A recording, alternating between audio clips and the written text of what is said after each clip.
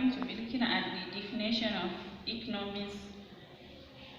Economies has been defined by various experts, although up till now there is no specific definition of economies. According to some experts, like Alfred Marshall, he defined economies as a study of mankind in the ordinary business of life. This definition simply emphasizes that economies have something to do with the study of human beings in relation to their daily economic activities. While Adam Smith, who is the father of economics, he saw it as an inquiry into the nature and causes of wealth of nations. To him, economics is all about the making of wealth. As we all know, Adam Smith was the first person to put a work together on economics by writing a treatise, Wealth of Nation. So to him, it is all about making wealth. While Alfred Marshall, on his own, he sees economics as the story of human beings. Another expert that defined economics was John Mill, who viewed it as a practical science of production and distribution of wealth. From this definition, since we had production, we know that he believes that economics is all about production and distribution of goods and services.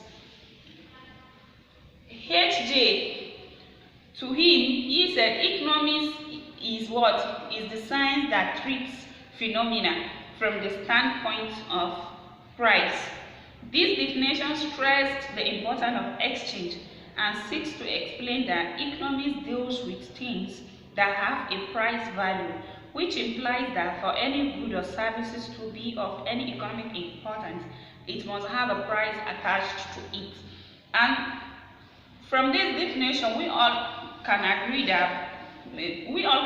because you cannot just go to the market and want to buy something without what? Knowing the price. At least you will ask, how much is this? So to him, he believes that price is that's what economics is all about.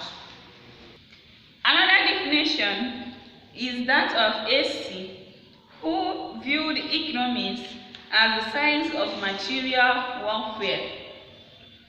To him, economics is all about acquiring material wealth, which improves or eases the welfare of human beings.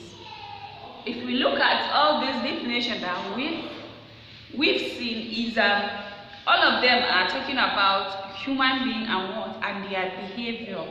But the general acceptable definition of economics is that of Professor Robbins. To him, he defines economics as a science which studies human behavior as a relationship between ends and scarce means which have alternative uses. So when he brought out this definition, it was agreed by all other experts that yes, this definition should be accepted and used. So now, if we want to define economics, we define it as that of Professor Robbins. This definition is all embracing because it covers some major aspects of economic, such as scarcity, wants, human behavior, and choice. The ends in this definition is what? It refers to human wants, desires, or needs. And then scarce means refers to the limited available resources used in satisfying the numerous human wants. Because every human being has his own needs, wants, or desires, but it is believed that our ends are scarce, are limited. We have limited resources to arrive at our ends. So that's why we say scarce means, which have what? Alternative uses. And these alternative uses in the definition means that these scarce resources can be used for different purposes. For instance, if you